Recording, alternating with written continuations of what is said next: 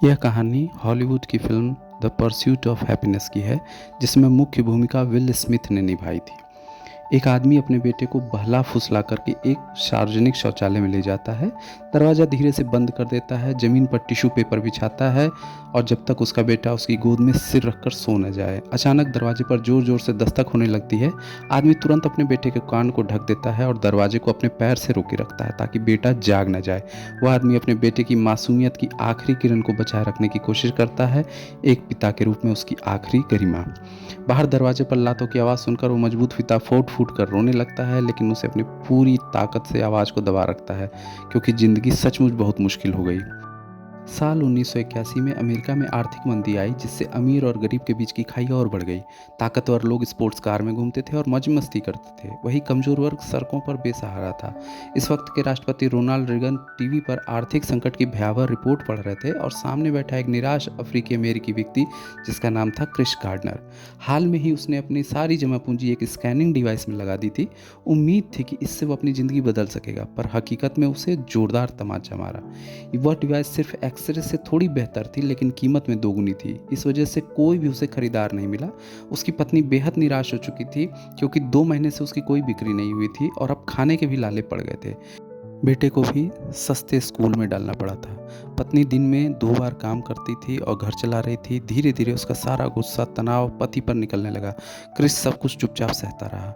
उसी समय क्रिस की कार भी नियम तोड़ने पर खींच ली गई। अब वह 2 महीने का किराया, ढेर सारे चालान और कोई आमदनी नहीं थी। सारी चीज़ें संकट में थी। क्रिस बिना किसी मंजिल के सड़कों पर भटक रहा था। तभी एक चमचमाती हुई कार उसकी नज़र में आई। वह खुद को रोक न सका और उसके कार के मालिक से 2-3 सवाल पूछे। अब जाकर के उसे पता चल गया कि उसे क्या करना था। वह एक स्टॉक ब्रोकर बनना चाहता था। जब उसने ये बात अपनी पत्नी को बताई तो उसका मजाक उड़ाया गया, पर क्रिस का मनोबल नहीं टूटा।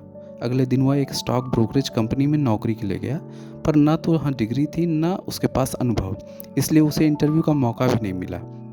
फिर भी क्रिस ने हार नहीं मानी। वह हर दिन ऑफिस के बाहर खड़ा रहता, बस एक मौके की उम्मीद में। आखिरकार आधे महीने बाद उसे एक एचआर से मिलने का मौका मिला। वह तेजी से भागा और उससे बात की, मगर एचआर मीटिंग में जाने वाला था।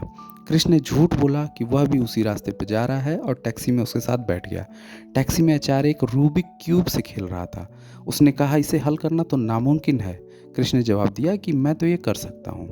क्रिस ने पहली साइड पूरी की, फिर दूसरी क्यूब हल कर दी। एचआर हैरान रह गया, लेकिन एचआर उतरते वक्त टैक्सी का किराया दिए बिना चला गया।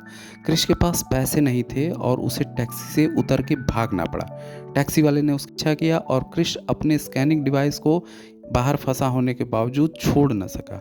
अब वह जब घर पहुंचा तो उसकी पत्नी बेटा लेकर के जा चुकी थी। वह बुरी तरह टूट गया। तभी एचआर का कॉल आया, 2 दिन बाद तुम्हारा इंटरव्यू है। वह अगली सुबह अपनी पत्नी को रोकता है और अपने बेटे को चुपके से वापस लेके आता है, लेकिन तभी मकान मालिक किराया न मिलने पर उसको घर से निकाल देता है। वह 1 हफ्ते की मोहलत मांगता है, बदले में उसे पूरी की पूरी दीवारों को रंगना पड़ता है। उसी समय पुलिस आ जाती है। पुराने चालानों की वजह से उसको जेल जाना पड़ता है। अगली सुबह जब वो जेल से निकलता है और दौड़ते हुए इंटरव्यू देने पहुंचता है, गंदे कपड़े, पेंट लगा चेहरा, वह सब कुछ सच सच बताता है और उसकी ईमानदारी इंटरव्यूअर्स को छू जाती है। एक सवाल आता है कि अगर कोई फटेहाल आदमी इंटरव्यू देने आए तो क्या मैं उसे नौकरी दे दूं? इस पर तुम क्या सोचते हो? क्रिस जवाब देता है और वह जवाब उसे इंटर्नशिप दिला देता है। लेकिन वह 6 महीने बिना वेतन की इंटर्नशिप थी, जिसमें उसको नौकरी मिली थी। क्रिस दिन रात मेहनत करता है। समय बचाने के लिए वो पानी तक नहीं पीता, क्योंकि पेशाब जाने में उसे वक्त बर्बाद होता। उसके रंग के कारण उसका बॉस उसे परेशान करता है। वह 9 घंटे का काम 6 घंटे में करता है ताकि बेटे को समय पर स्कूल से ला सके, लेकिन 2 महीने में भी कोई सौदा नहीं होता और वो सबसे मुश्किल ग्राहक पर अपना दांव लगाता है। वो अपने ऑफिस से बाहर निकलता है तो उसका बॉस उससे कुछ पैसे मांगता है। वो अपने बॉस को पैसे दे देता है, लेकिन फिर उसके पास टैक्सी के पैसे नहीं बचते, तो वह दौड़ करके अपने कस्टमर के ऑफिस तक जाता है। लेकिन जब वो उसके ऑफिस पहुंचता है तो उसे देर हो चुकी होती है, लेकिन बाद में वो माफ़ी मांगने जाता है और अमीर ग्राहक उससे काफ़ी प्रभावित होता है। वो साथ में फुटबॉल देखने जाते हैं और क्रिश को अपने नए अमीर लोगों से मिलने का मौका मिलता है। 4 महीने बाद वो अपनी सारी स्कैनिंग डिवाइस बेच देता है, लेकिन तभी टैक्स की वजह से बैंक से पैसा निकल जाता है। फिर क्रिश सड़क पर, इस बार स्कैनर भी टूट चुका होता है। घर से निकलने के बाद वह बेटे के साथ शौचालय में रात बिताता है और उसे टाइम मशीन का खेल समझाकर हंसाने की कोशिश करता है। फिर से दस्तक, फिर से आंसू और फिर से संकल्प। अब कभी बेटे को ऐसी रात नहीं बिताने देगा।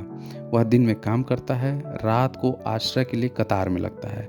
रात को लाइट की हल्की रोशनी में स्कैनर ठीक करता है। कभी ट्रेन की बेंच पे सोता है, कभी ट्रेन के अंदर सोता है। एक दिन बॉस उसे टैक्सी के लिए $5 मांगता है और वह दे देता है। फिर उसे अपना खून बेच करके पैसा कमाना पड़ता है। बेटे का एक सवाल, पापा क्या हम गरीब हैं? यह सुनकर के वह टूट जाता है, लेकिन वह हार नहीं मानता और आखिरकार स्कैनर को ठीक कर लेता है।